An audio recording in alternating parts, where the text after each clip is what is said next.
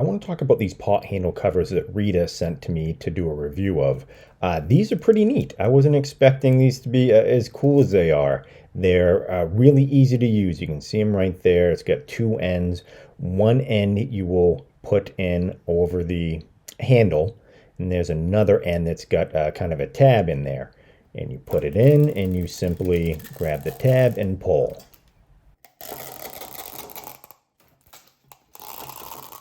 It's definitely a two-hand job. There's quite a bit that unravels there, but when it's done, it looked great.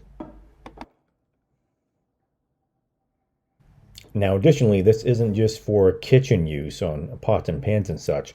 I have a lot of yard work coming up, and I always end up getting a bunch of blisters on my hand during this time of year. So I took my rake, and I figured I would give it a shot, and it came out great. And later in the day, about approaching dinner time, I was cooking up some rice and I wanted to boil some water and see exactly how it worked. And you can see right there, it worked great, and I'm very pleased. If you'd like to try for yourself, please click on the link in the description below.